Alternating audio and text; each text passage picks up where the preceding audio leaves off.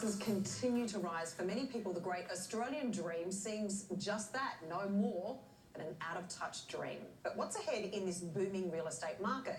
And is there a downturn coming? Let's get some expert advice now with property expert Robert Klaric. Yeah.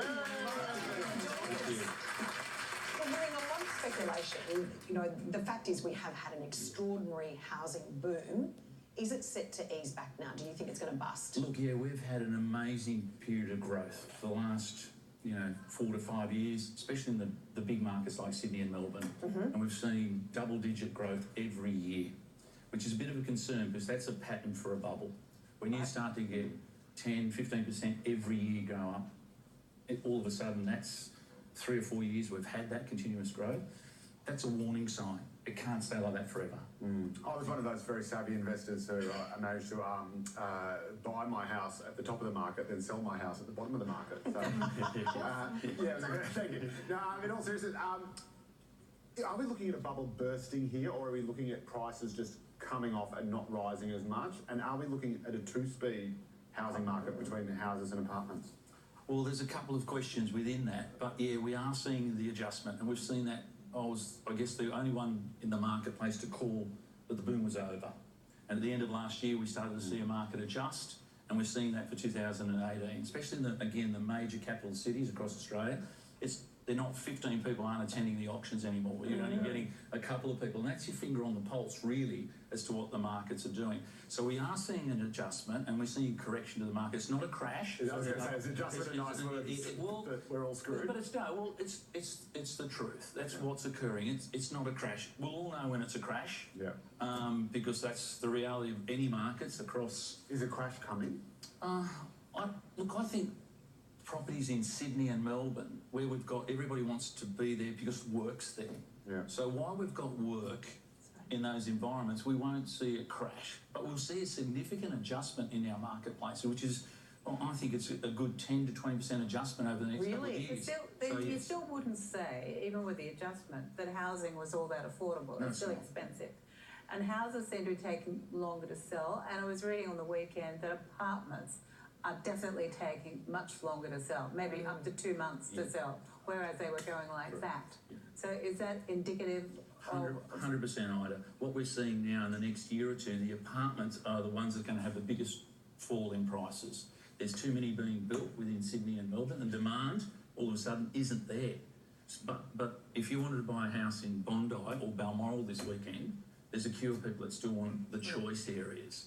There's a two-speed to our market. If it's units, we're going to see some really good buys. What about semis? I did see, thankfully, because I'm in a semi, that they were sort of going strong because people are downsizing but still want to remain in the areas they want to be in. So hopefully that's the case.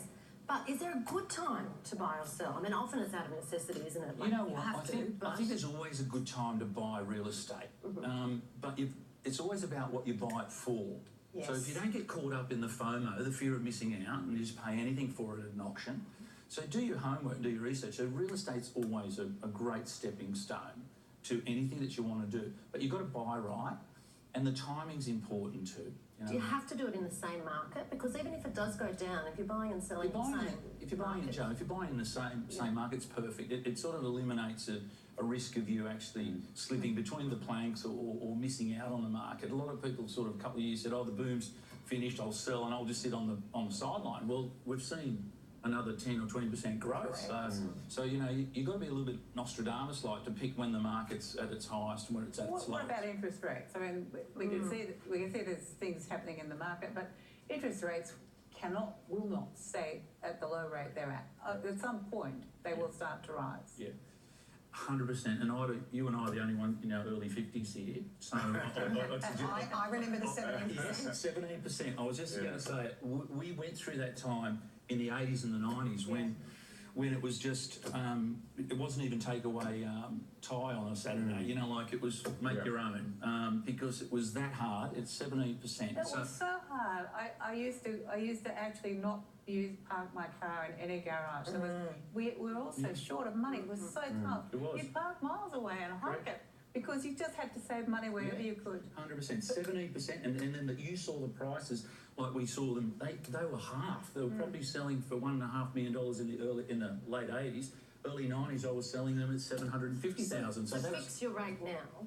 Is that in some respects, if you want security and safety, then fix your rate and then you know what you can afford. Because what I'm worried about is the youth of Australia.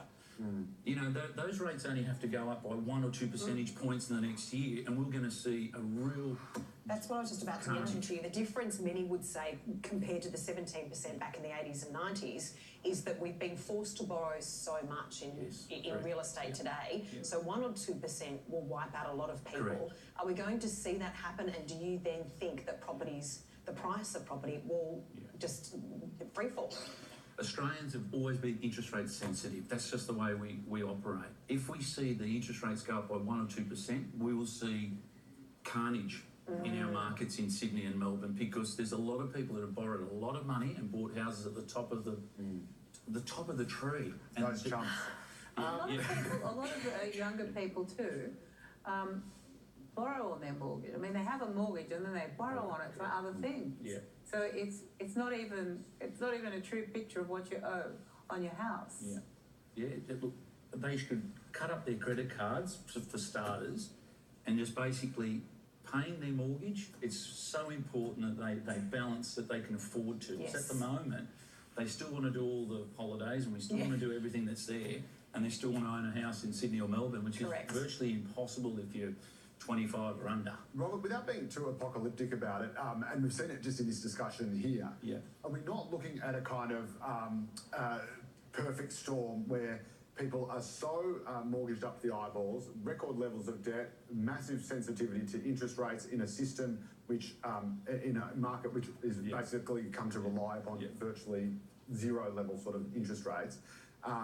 So people need their houses to keep increasing in value, otherwise they're screwed because they're so highly leveraged against it. At the same time, you've got this whole generation of people who are finding it impossible to get into the housing market because houses are so unaffordable. Is there a sweet spot that can solve both those problems, or is one going to have to give? I think there's going to be a levelling, and I think in Australia, the idea of having a big backyard and...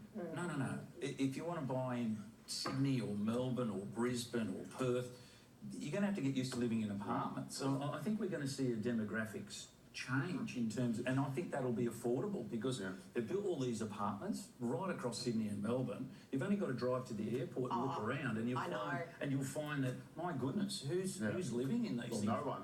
But there's been a lot of spin about that. Correct. Certain people saying, we need to build more apartments, but there's an oversupply. There's plenty of empty ones in Melbourne too. You go in from Melbourne airport into the city. Because Australians still dream of the quarter acre block. Correct. And that dream has been shattered. Well and truly, if you want to be in Sydney or you want to be in Melbourne, it just doesn't. It's just not there. Robert, thanks so much for joining us this Absolute morning. pleasure. And just super quickly, you've got a great book out called Secrets of the Property Expert, and it tells you how to buy a home for free. Is that right? I wish. It's a real estate survival guide. It's survival is all we can hope for. It is great. Perfect survival guide. It's only 142 pages, so anybody can get through it. So. Excellent. Not like Monopoly, is it really? Monopoly brings out the worst in everybody. Doesn't it? Robert, thanks for joining us. We are tackling more hot topics right after this short break, but right now, let's see what's coming up in showbiz this morning with Angela Bishop. Hi, Ange. Hey.